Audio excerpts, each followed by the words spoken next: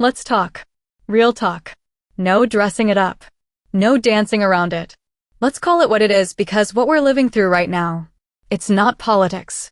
It's a damn nightmare dressed up in a flag, selling you lies with a Bible in one hand and blood on the other.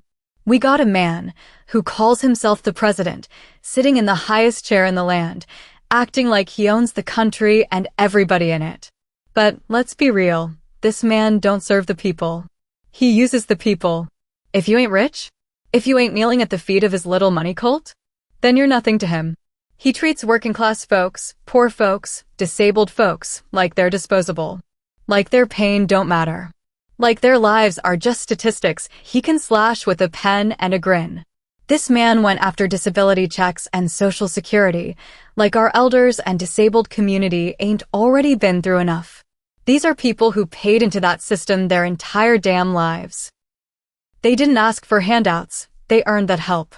But he don't care.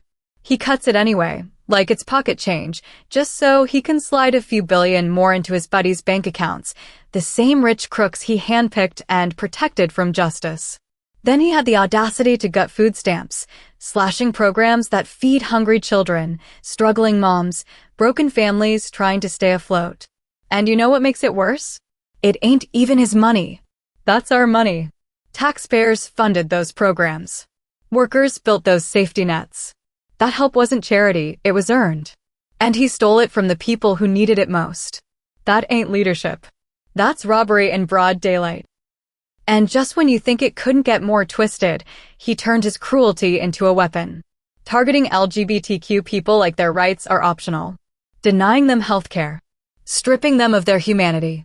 Then coming after immigrants, unleashing ICE like wild dogs, treating human beings like prey, tearing families apart, locking kids in cages, and then bragging about it like it's some kind of accomplishment. And when the people finally stood up, when the streets filled with voices demanding justice, he didn't listen. He didn't learn. He sent in the damn militia. Ordered troops to fire on protesters. On citizens. On us. But maybe the most dangerous part of all this isn't even him. It's the silence. The silence of Congress. The silence of the Supreme Court. These folks, the ones who are supposed to check the power of a corrupt leader, they just stood by and watched. They passed every crooked law he drafted. They clapped while he signed it. They allowed the chaos. They approved the cruelty. They didn't stop the train, they helped lay the tracks. So when you ask why people don't trust the government anymore, look around. It ain't because we're paranoid. It's because the government proved us right. They showed us their loyalty isn't to us, it's to the rich, to power, to the ones who already have everything. And they're coming for what little we got left.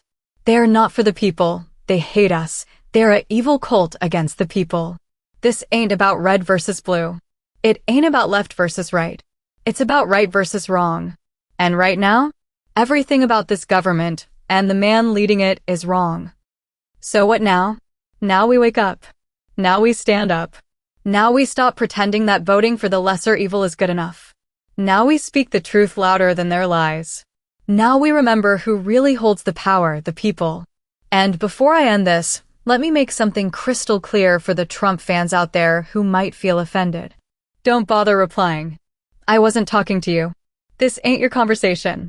You and your orange con man already showed us who you are: loud, proud, and painfully clueless.